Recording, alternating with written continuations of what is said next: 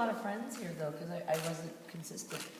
You know, I mean, I was squatting, and I was really torn between punk rock and an education, and then I had this crazy father, crazy nut job, you know, Stars in the Stones, Bananas, bio father. I didn't want anything to do with, and he was really nutty. He is nutty. He was really nutty, and he had a friend who was also like a Holy Blood, Holy Grail person. Like, you guys know about this, right? Like, descendants of Jesus and things like that. There are people that believe it, and I'm related to one, and it's, come on. And, he's 12, and he took a yacht over here, what he borrowed on oligarchs, and just, you know, snapped out, built this, went to Chartres, came back, and then at 32 turns up in Jerusalem. That's right.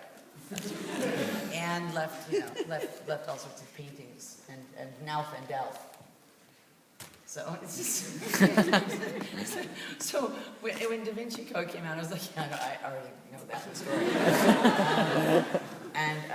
And so, you know, at some point I had to escape because his lot weren't taking care of me, and I wasn't very social with them either because I was scared of the Georgian Prunes who owned this town, and U2 were really, you know, on their second record, and I'll be really honest, I liked the Boomtown Rats.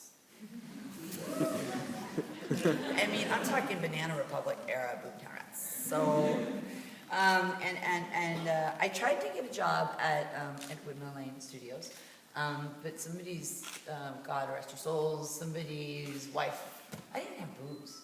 Thought that I was like, I don't know what she thought. Then I escaped at some point and went to Liverpool. I went to McGonagall's, and I saw a band in McGonagall's, and that night, I was never a groupie, but I always watched boys in bands and wondered why I couldn't do that. Why can't I do that?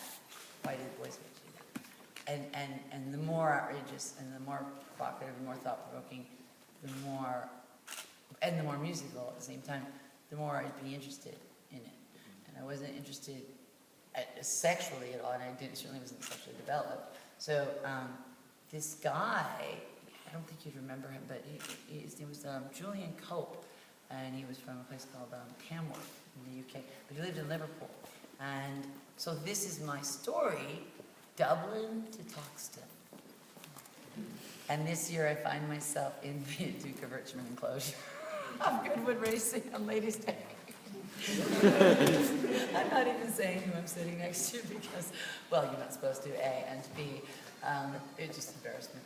But no, it wouldn't. They were very, very, very nice people. There's nice people in all stratas of everything. But, you know, and Her Grace said to me something about having lived in the United Kingdom, and I said, yes, Toxton.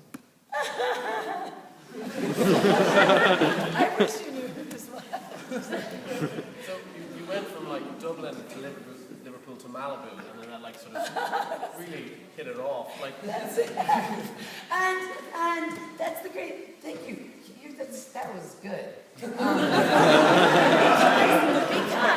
no, in Malibu, okay, I had my first real boyfriend. He was Jeff Mann, and he is now one of the highest paid, and I think he's a production designer. And what he's known for, and his third generation behind the scenes, either production design, his mother was a wardrobe woman.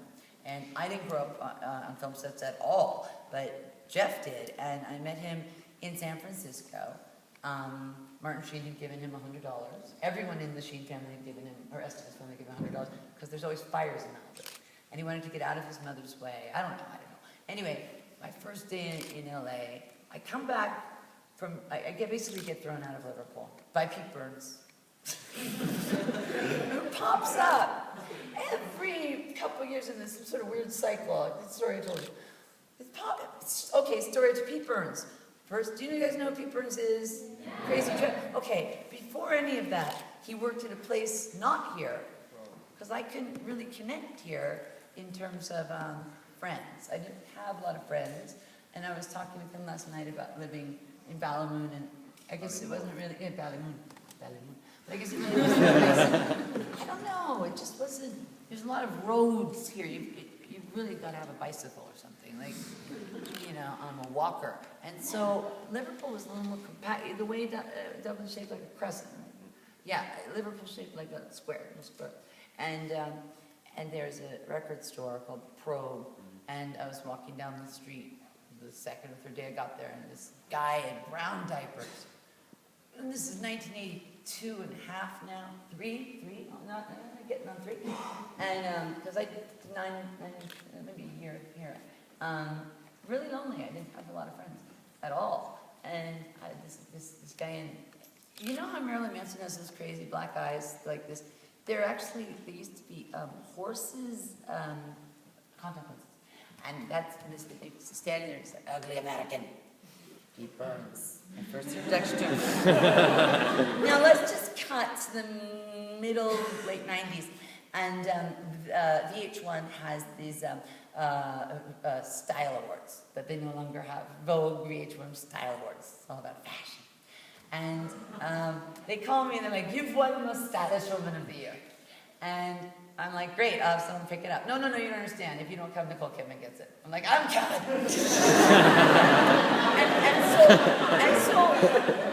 I go, and Bono gives me this award. And he says something about, I don't know about fashion, but I know about swagger. And he gives me this great award. It's a lovely thing. And I say something, you know, I'm still really torn between, I love fancy stuff. And I hate it. Is selling out, meaning there are no more tickets to Madison Square Gardens? Or does it, anyway. So I'm walking up the stage after saying whatever nonsense I said, and I hear this voice, you live in the dream, Courtney. You live in the dream. It's Pete Burns. And I gave him the award and I ran. Now cut to last year. Oh no, this gets weirder. A year ago, a year-ish ago, Fashion Rocks. And no, you're not. My daughter, Frances Cobain, and the name Cobain, by the way, comes from County Tyrone.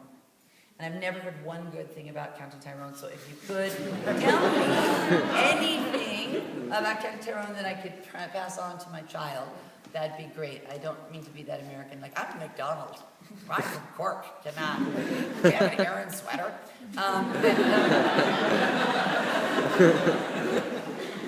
My cousins live in Shannon. No, but, you know...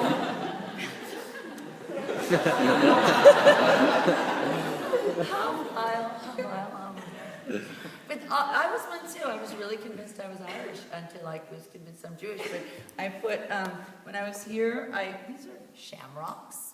And the first one, some little transient punk boy was coming through town, and he put a little shamrock on my ankle, in some band that I'm not saying in front of him because he will think I'm lame. At least no credit. This is just embarrassing. Anyway, oh my God, I know, so I want to tell you.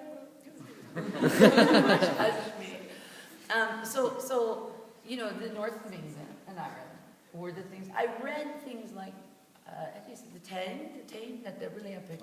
How to say it? The Tall. Spell. Tall. Soft egg. So, Tolan? T-A-I-N. 10. Tall.